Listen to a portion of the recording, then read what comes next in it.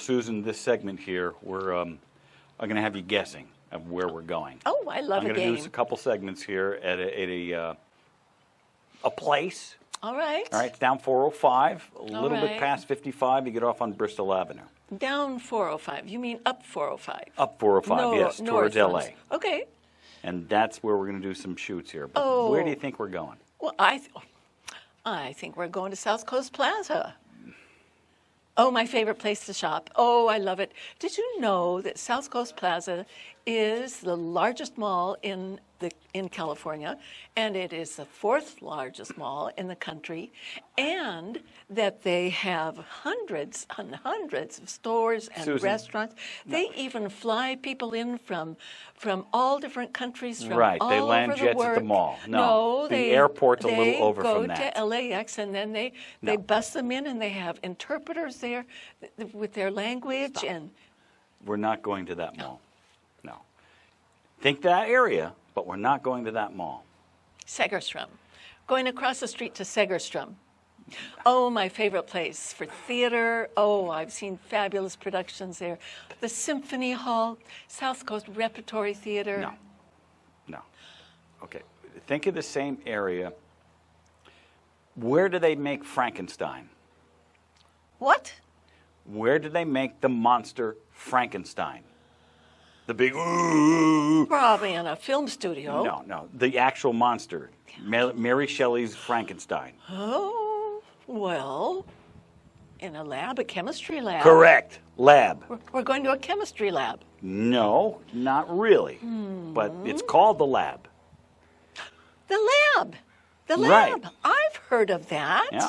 It's a very cool outside, they call it the anti-mall. I have heard of that. Now, the anti-mall, that sounds a little bit dangerous. Do we? No, it's not dangerous. It's in a very cool neighborhood. Okay. It's got very cool All shops. right. Just think it's like an old hippie commune that's been commuted or made into a mall. Ooh, do they do a little bit of, you know what? I didn't see any of that. Oh, Now, okay. Well, all right. There are very unique shops there, mom and pop shops, very cool clothing stores and different types of things. The first place we have to stop at, because the crew here needs beer when they work. So we're stopping at the brewery first. There's a big brewery there. It's not a big one. Well, it's one of their locations. Oh. They're Bootleggers Brewery. They have many locations, but they have a very cool location. Tell me, why don't I know about this brewery? I like breweries. Because it's probably in something, if you like all the big malls, this is called the anti-mall. I kind of like this. Okay. I can't wait. So they have a brewery, and they have mom and pop stores, unusual things to buy. Very nice, for shopping. unusual things. Restaurants. Mom and pop restaurants. It's a nice footprint, like on a half block. Oh, But there's I love very this. cool stores in it. And then after the brewery, we're going to go to a very cool record shop where people here in the village, if you have old records, sitting around, they'll buy them. It's like if you have old Hermits records or whatever. Well, can you listen to records when you're there? I don't think so. Well, if you ask the owner nicely, his name is Parker. Parker. Yeah. Okay. And he named the place after one line in a Beatles song. Oh, now this is the ultimate trivia piece. Okay. It's from the White Album. Well, I was going to say Yellow Submarine if it's in. That's not from the White Album. It's not. That's not from the White Album. Okay, I should know I'm this a Beatle stuff. nut, so. Okay, do tell. Okay, it's from a song called Savoy Truffle. Savoy Truffle. Savoy Truffle. It's a song written by George Harrison. But anyway, it's Cream Tangerine. Very cool record shop, and I think you'll enjoy it. Oh, I think they should have called the anti-mall Cream Tangerine Mall instead of the anti-mall. Well, maybe Yeah. So is this a huge place? Is this like Tower Records? Huge place? No. Tower Records? No, it's in a little Airstream trailer. Oh, even better. It's just, and they bring all the stuff out, and the guy's name is Parker. And I think you'll enjoy this. I'm loving this. Okay. Okay, beer in a small place with. Do you get a flight of beer? Do they give you that? Yeah, I'm sure. And then you can go they ask over. the crew. They're the ones drinking the beer. All right. I'm They not. were drinking the beer, and then you get to go over to the Airstream trailer. Right, and buy records. Buy records. Or and, bring and your talk old to records. Parker. And yeah, I'm loving this. Okay. Great restaurants. All right. Stay tuned. All right. When are we going? Right now. Let's do it.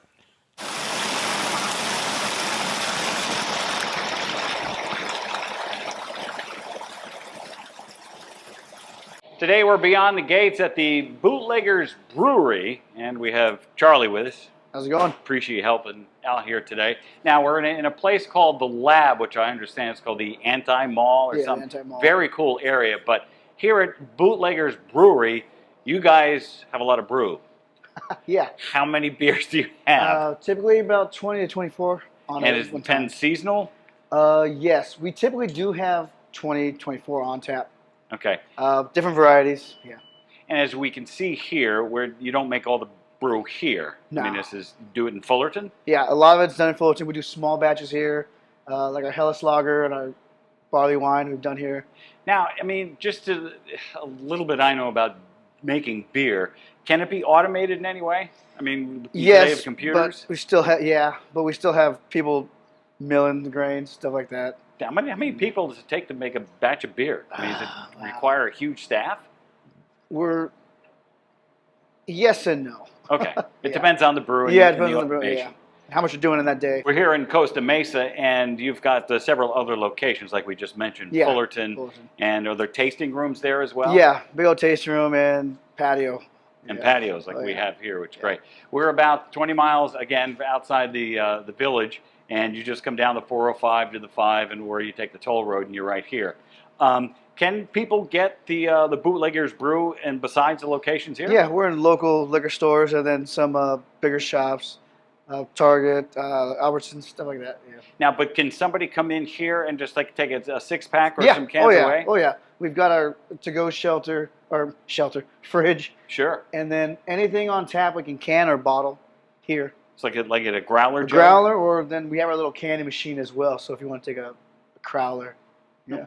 Cool. And what hours you open? 11 to 10 every day. Every day. Yeah. Nice. Now, your motto is drink fresh, drink local. Yes, sir. And I have not tasted anything as good as local beer. Okay. When did you start making beer? 2006, the company started. Aaron and Patricia Bargenhagen. Wow. And he's from Germany, right? The German name, A German name. Bargenhagen. Okay. Yeah. Okay. What's the more unusual ingredients in beer? We've got raspberry, passion fruit guava, our sour sop. That it's a unique fruit that our brewer loves. Does it take longer to make those kind of beers? I mean, beer doesn't really have to age like wine does. No, a couple of the beers do, but they all take different amount of time to ferment. Sure. Yeah. Huckleberry is another one that people seem to like. What is the most popular beer? El Chongo and Far Out, two different on a different spectrum. They're like Right. El Chongo's a lighter lager, and then the Far Out's a West Coast IPA. So if somebody wants to taste the different beers, Yeah. you can do like flights? Yeah, and we can do things? flights. Yeah. Okay. Oh yeah. Excellent. Thank you very much for taking the time with No us today. And we hope to get as many people as we can from the village come down here and take some Yeah, that'd be great, awesome. That'd be great great. brews. Now, you call it brew or beer? Does it matter? Beer, I know, but people call it brew, like German style. Yeah. And now let's see what Susan has to talk about today.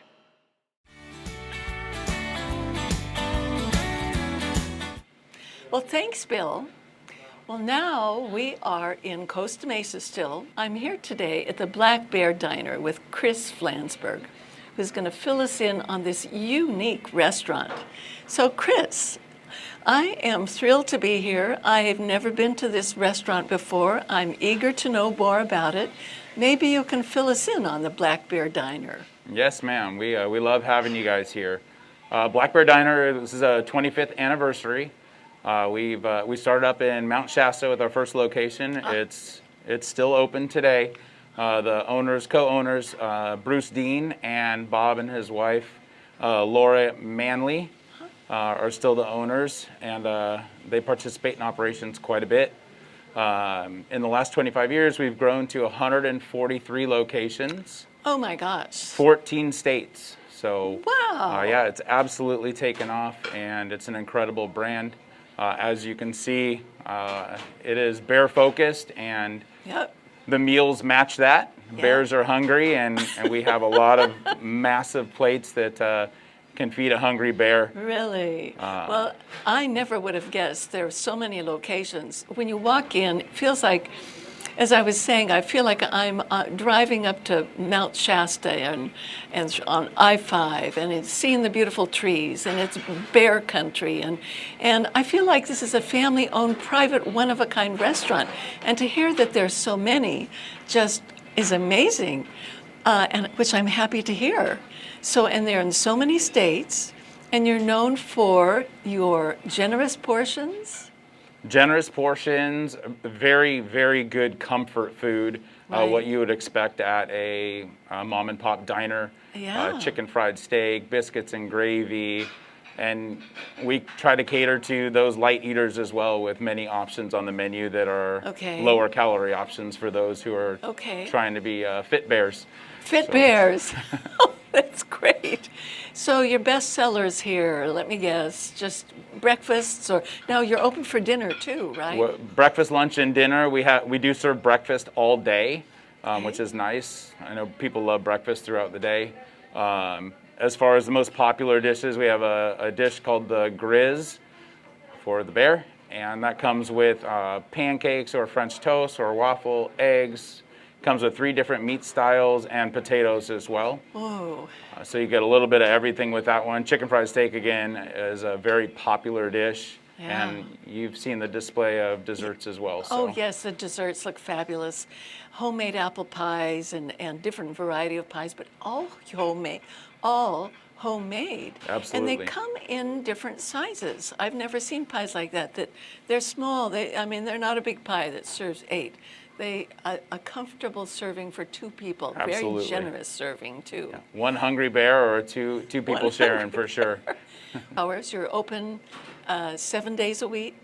Absolutely. At We're least- open every day. Currently with the state of the COVID. business, we're 7 through 8 p.m. And then as we open up the inside, we'll be back to 6 a.m. through 10 p.m.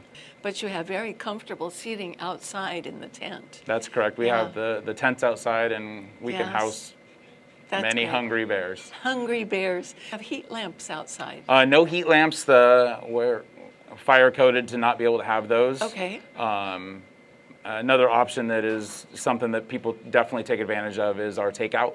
And we do offer our own personal takeout, or Right. we have the delivery services with Uber Eats and Okay. DoorDash that I see. That was deliver very. that food as well. You were very busy earlier with your takeouts. Well, the other thing I like is you have a little gift shop area, and I'm bonding to little Mr. Black Bear here. And I would love to take one of these home. They're so cute, but you have shirts, you have things that appeal to kids. You have Bigfoot bedroom slippers. What fun. Yeah, the gift shop's a lot of fun, and is. the bear's on the house, so you'll be able to take one for Oh, I love it. For some Thank you. memorabilia. Well, this is a very special this is a very special, unique place, and I'm so glad we had the opportunity to come here. I'm going to be searching out more black bear diners when I'm traveling here, there, and everywhere. So thank you so much, Chris, for this interview. Yes, And ma'am. Thank you very we'll much be for your seeing time. more of you. Thank you very much. Okay, Bill, what are you up to now?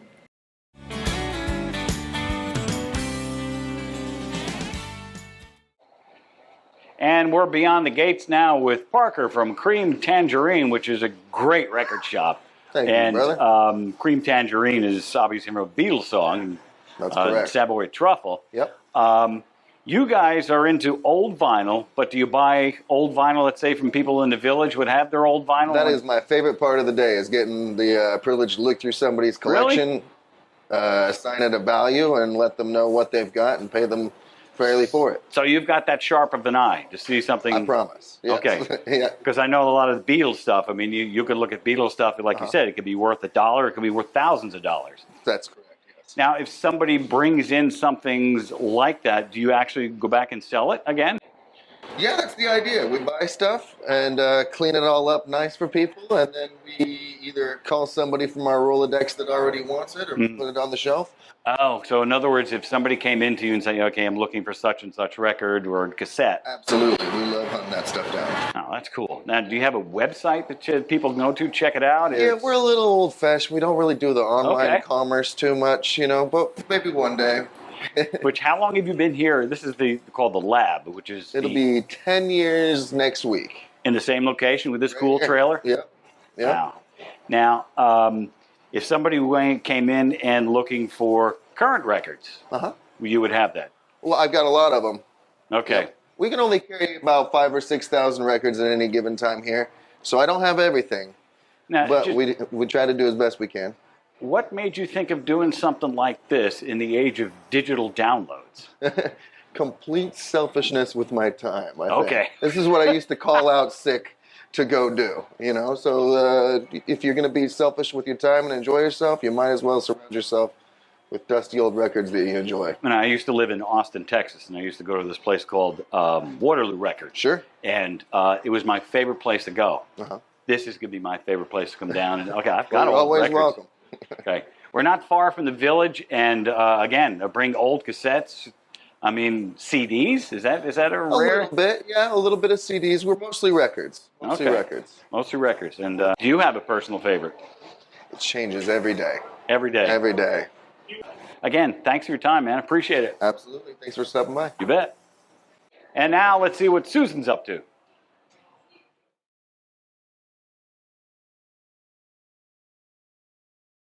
Hi, Bill. Good to see you. Well, I'm in a great spot here. I'm in Costa Mesa at the Lion Air Museum. It is a gem of a museum that not many people know about, but well worth the trip. It's right near the John Wayne Airport, just slightly north and maybe about 20 miles from Laguna Woods. I'm happy to be here with David Malman, who is a docent at the Lion Air Museum. David, can you tell us about this museum, why people come here? What is so special about this unique place? Well, thank you for visiting. The Lion Air Museum has been here since 2009, when General William Lyon, the founder of the museum, first opened it. His desire was to give something back to the community after his 35-year career in the U.S. Air Force, where he retired as the head of the Air Force Reserve, and moving on into his civilian life. He was a builder of homes throughout Southern California and portions of the West. The museum was an effort to communicate to the community something about aviation, particularly aviation in the military.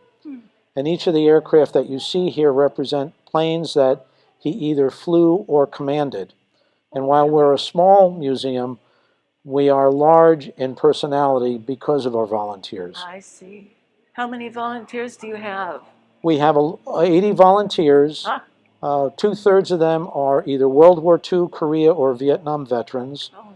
The majority of them were actually pilots or crew members of aircraft. So each of the planes have a story, and each of the volunteers can provide a little bit of history behind the story for those planes. So you really bring these airplanes and history to life is what you're doing.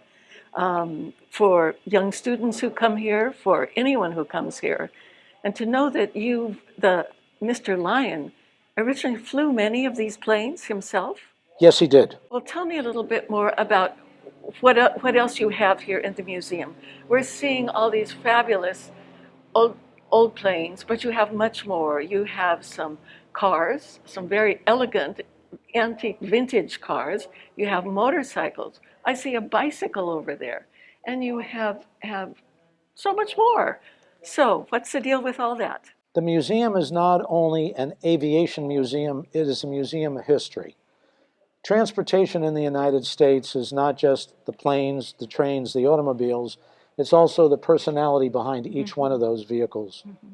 The cars that you see are a cross-section of the technology of the 20th century, the early 20th century, when the car first came into its own. Many of the vehicles here that are part of the museum collection are not only forms of transportation, they are sources of art. A lot of the cars that date back to the 20s and 30s were really art on wheels. The later vehicles that we see, the sports cars, the cars that were racers in the 60s and 70s, are a reflection of the personality of Southern California, not only in the transportation world, but also in the racing world. That's a fascinating summary of what this museum really is all about. It's a love. It is not just a desire. Perhaps it's even a lust, but it is something that I enjoy, and to be around them, and I have the time and the availability to serve. This museum is a cathartic experience for me. It gives me something to express who I am and also to convey that information to others. Right. Well, that is a real passion, and the visitors here are very lucky to have you and other docents like you with such rich experiences you can share with them. Now, tell me a little bit about, well, just the basics. What are your hours, and does it cost money to come here, and is it open to kids? The museum is open 363 days a year, Okay. or 2 days a year it's not opened. The hours are 10 to 4, Monday through Sunday. Individuals can come in here either as families or as individuals. If they are with groups, they can bring groups in. We do events in the evenings for organizations if they want to have some sort of an event, whether it's business related or personal. They can contact our marketing department Wonderful. and speak to a representative to make arrangements for programs in the evening. If you come in here during the day, normal admission is $16 for adults, Okay. $10 for seniors over 60 or for veterans. Children under 5 can get in free. All right. And our docents, as I mentioned, are available to take you as an individual or as a group on a tour and give you detailed explanation of each of the aircraft and vehicles.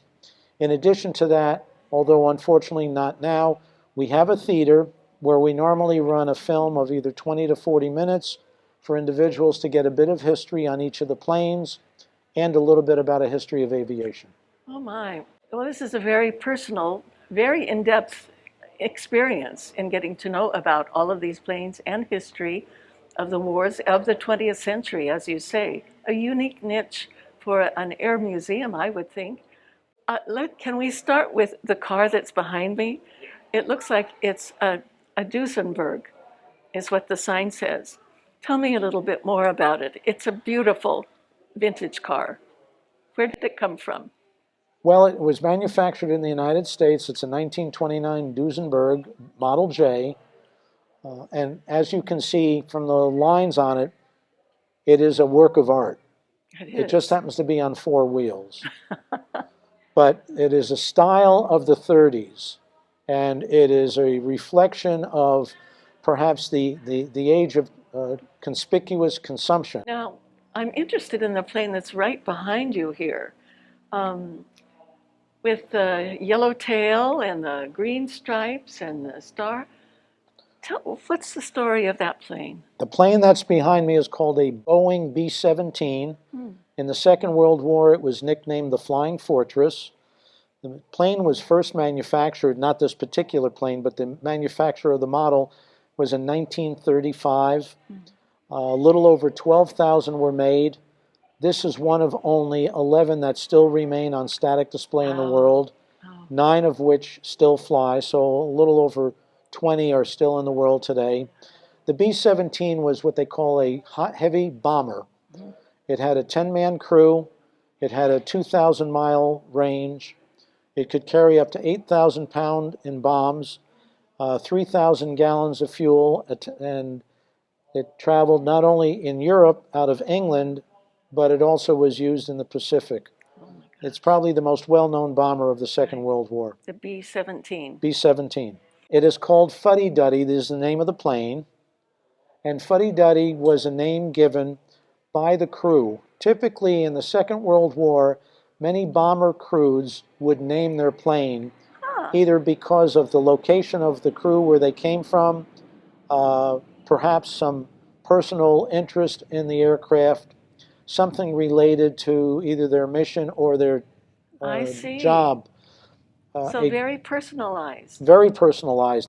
Now, the one on the other side, the silver one. The plane in the front is called a B-25 Mitchell, made famous by the Doolittle raid of April 1942, when 16 aircraft flew off the aircraft carrier Hornet and attacked targets in Japan. This B-25 was used as a trainer here in the United States. It did not see any combat. Those, do you have a favorite? Or In the far corner, there are two planes that are rather unique. When I talk about aircraft that have a history, in the far corner there's a DC-3, which might be known to many people as a commercial airliner.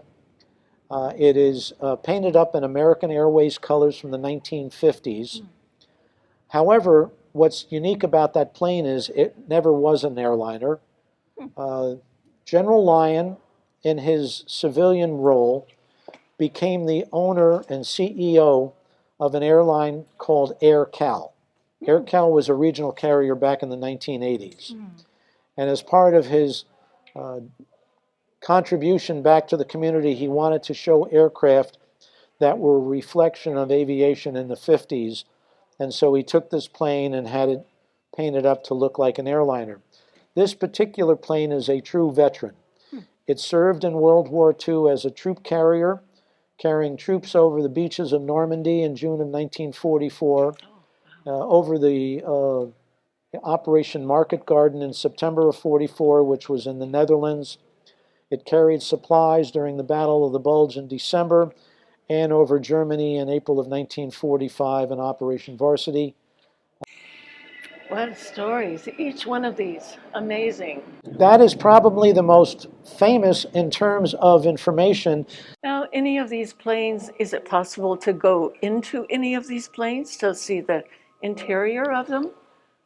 When we are not undergoing a COVID-limited operation, we would have what they call open cockpit day, where the planes would be opened up and visitors could actually go inside the aircraft to tour the cockpit and to tour the interior of the That would be plane. fascinating and a pleasure learning more about it and hearing your wonderful stories, David. Thank you so much.